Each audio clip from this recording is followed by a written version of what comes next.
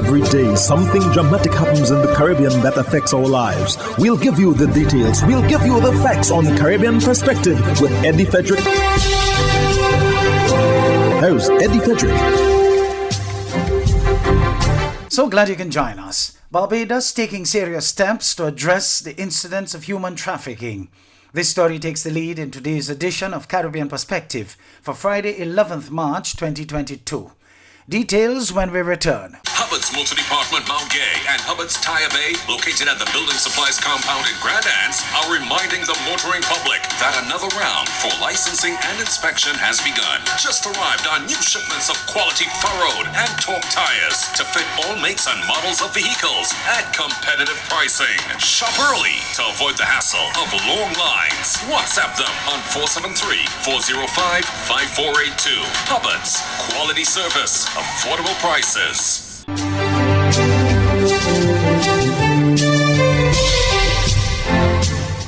Welcome back.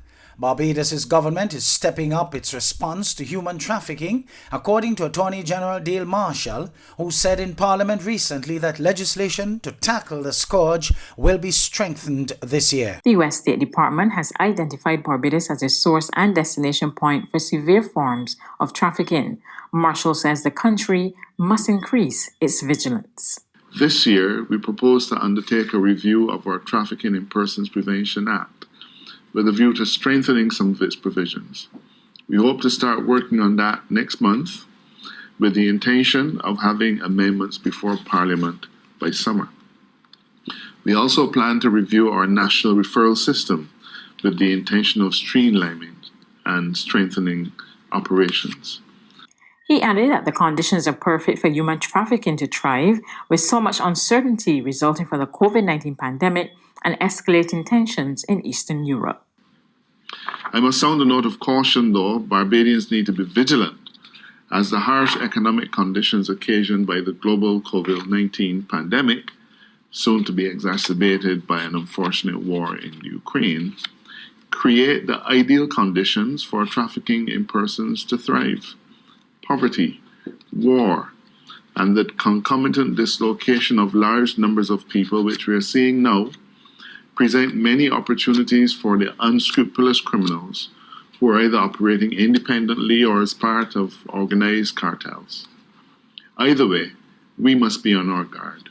In today's interconnected world, the Caribbean and Barbados are not far away from such trouble spots. Higher electricity rates lurk in Barbados as a result of rising fuel prices on account of the Russia-Ukraine war. The island's lone power company says the conflict is impacting the cost of fuel it buys from the Barbados National Oil Company Limited and other fuel suppliers. BLMP's Director of Operations, Johan Graves, says this will impact customers, but he urged them to conserve energy. Global energy markets have been volatile for 7 months, and crude oil prices surged past $100 a barrel recently for the first time in 7 years. The cost of West Texas crude internationally has increased from US $61 per barrel at the end of March 2021 to over US $120 per barrel in March 2022. This is a concerning situation, since it means a rising fuel clause adjustment for our customers. In addition to shifting global fuel costs in any specific period, a customer's monthly bill is driven by electricity usage. With this current situation, we urge our customers to be very efficient in their use of electricity and further in their use of fuel for transport. Small, simple changes in practices such as turning off unnecessary lights and unplugging unused electronics to lessen standby power can have an immediate impact on electricity costs.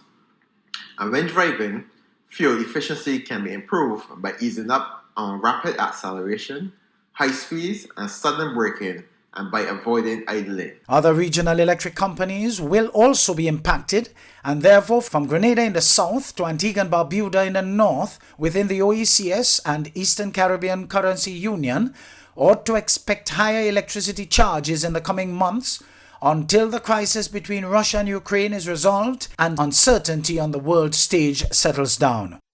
Trinidad and Tobago's President Paula May Weeks was among 34 female Caribbean jurists honored for their outstanding achievements at the 2022 Eminent Caribbean Jurist Awards, pioneered by the Caribbean Court of Justice Academy of Law. The virtual ceremony took place on March 8th, which commemorates International Women's Day. Alicia Boucher of TV6 News has some details. President Paul May Weeks has received an Eminent Caribbean Jurist Award by the CCJ Academy for Law under the Heads of State category, honoring the highest representatives of countries in the region. In delivering the feature address, President Weeks called it apt that the ceremony, which is in its second year running, fell on International Women's Day, but said it was a pity that the COVID-19 pandemic meant the celebrations had to take place virtually. Nonetheless, she expressed gratitude for what she believes is a colossal labor of love in acknowledging the contributions of female jurists in a field that's dominated by men. Some of these extraordinary women have had to overcome various social biases, poverty, setbacks, betrayals, and disappointments to become trailblazers in their chosen field, and all made sacrifices along the way. They are sheroes who, at great personal cost, and oftentimes during tumultuous periods, made sterling contributions to the development of their judiciaries and, by extension, their nation. President Weeks pointed to the importance of women attaining an education. She said, although gender discrimination has not been completely eradicated, strides have been made in the right direction. Throughout my own career, I never felt that my gender limited what I could accomplish. And I owe much of that to the inspiration of women international, regional, and local. President Weeks believes the pioneering Caribbean Women Jurist Book of Biographies, which has been done in honor of the awardees, would inspire readers while highlighting important lessons on tenacity, resolve, and focus in pursuit of one's goals. Some will be emboldened to stay the course despite seemingly insurmountable difficulties and challenges. Others will expand their vision for themselves in the professional arena. And there will be those who simply feel an immense sense of pride in the feats that they and their sisters have been able to accomplish over the years. Former Prime Minister and present leader of the opposition, Kamla Persad-Bissessar, and Barbados' Prime Minister Mia Mottley were honored under the Heads of Government category. 7 jurists were bestowed posthumous awards, including the Caribbean's first Prime Minister, Dame Eugenia Charles, the first female magistrate in Trinidad and Tobago, Gladys Ramsaran, and Senior Counsel Dana Setahal, who was recognized as a fearless prosecutor. President of the CCJ, Justice Adrian Saunders, extended heartfelt congratulations to all the awardees, and he also noted what he called the stellar contributions of other female jurists in the Caribbean, which he cited as the foundation for future generations. These great women have lent their voice, their skills, and their expertise to the struggles of the vulnerable and the marginalized. They have advocated for equality, good governance under the rule of law, and for a just society. Justice Saunders said despite the success, a lot of work still has to be done. We are now challenged to commit ourselves to ending all forms of discrimination against women and girls. He said when that happens, society will rise. Alicia Boucher, TV6 News. You're listening to Caribbean Perspective with Eddie Frederick.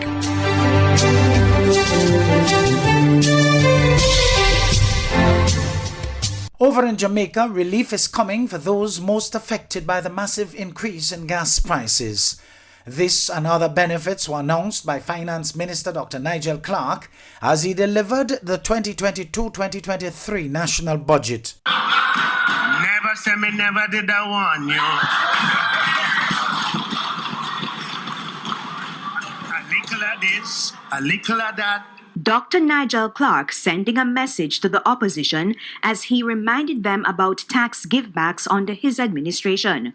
With oil prices reaching over $120 per barrel due to Russia's invasion of Ukraine, there have been calls for the government to reduce the tax on petrol. Instead of a wholesale reduction, targeted support for those most affected. We will establish a special provision in the amount of $2 billion to target support to those who are most adversely affected and who have the least ability to absorb the impact of high gas, and energy prices. Details of the allocation will be worked out after the ministry consults with stakeholders. But I can easily see, some of it being used to provide some relief to taxi operators who have fixed fares, and some being used for children on path who have transportation costs and so forth.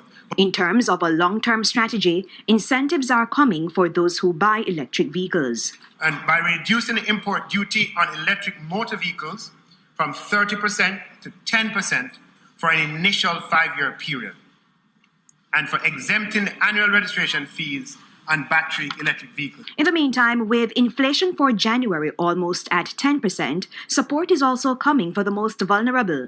The Labour Ministry will partner with organizations such as the Jamaica Red Cross, Food for the Poor, and the Adventist Relief Association to identify persons.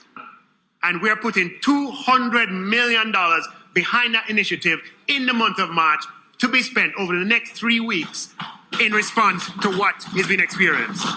Speaker of St. Lucia's House of Assembly Claudius Francis has chided Micoud South MP Alan Chastany for accusing him of partiality in conducting the business of the House of Parliament. Speaker of the House of Assembly Claudius Francis made reference to a statement which he claims was made by Micoud South MP Alan Chastany, accusing him of being biased in the execution of his duties in the House. He also went on to state accusations made against him by Mr. Chastany of improperly seating the Attorney General.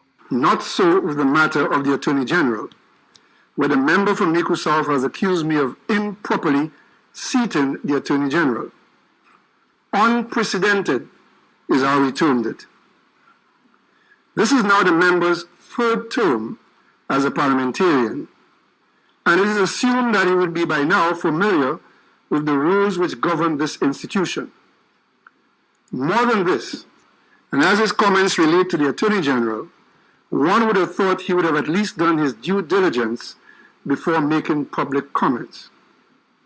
Further, considering in a previous life he had appointed an Attorney General under exactly the same terms as the current Attorney General, Francis says he has no intention of taking any action against Mr. Chastany in this matter. Nevertheless, he took the opportunity to caution all members of the House against making statements without getting the facts. Still, I want to caution all members to at least acquaint themselves with the facts attendant to the things they wish to speak about, especially when these statements can unnecessarily be injurious to the reputation of others. The statement came at Tuesday's sitting of the House. For the DBS News World, I am Don Nicholas. 2 seats are coming up vacant on the opposition's side of the Guyana House of Assembly, with Aubrey Norton taking up one as opposition leader and the other up for grabs. Gordon Mosley of News Source Guyana tells us more. With 2 seats becoming available on the opposition side in the National Assembly later this month, PNC Reform leader Aubrey Norton, who will be taking up one of those seats, would like to see longtime party member and economist Carl Greenidge taking up the other seat. But that might not happen. Mr. Norton, who is currently in New York for a series of meetings with party groups, told News Source this morning that his choice is Carl Greenidge. He said he believes there is a need for stronger finance and economic representation in the National Assembly for the opposition. The opposition's current Shadow Minister of Finance is first-time Member of Parliament, Charita Finance of the Alliance for Change. Mr. Greenidge, who served as Minister of Foreign Affairs and later Foreign Secretary under the APNU-AFC coalition government, currently advises the government on border issues and border matters. Sources close to Mr. Greenidge have indicated to News Source that it is unlikely that he would take up the parliamentary seat if it is offered. It was explained to News Source that Mr. Greenidge is now completely focused and committed to Guyana's case before the International Court of Justice and would find it inappropriate at this time to serve as a member of Parliament while being focused on the international border case. Greenidge currently serves as the advisor on border matters in the Ministry of Foreign Affairs. He's also one of the agents in the Guyana case against Venezuela that is currently before the International Court. The PNC's Central Executive Committee is set to meet later this month and formally discuss the issue of the additional seat that is becoming vacant in the National Assembly, with the planned resignation of former opposition leader Joe Harmon. Retired Chief of Staff of the Guyana Defence Force and PNC Reform Executive Member Rear Admiral Gary Best has now emerged as the leading choice for that position.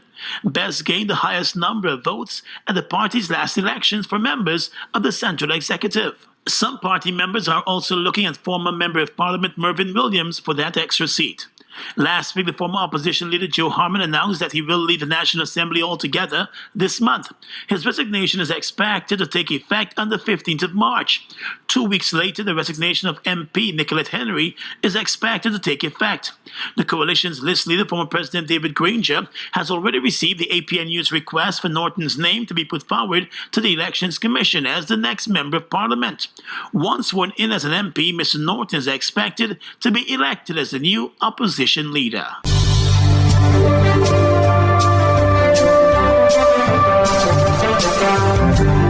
I am Eddie Frederick, wishing you a restful weekend. This has been Caribbean Perspective, a whole new approach to highlighting developments in the Caribbean. In the meantime, please continue to log on to CaribbeanPerspective.com for more daily news and more.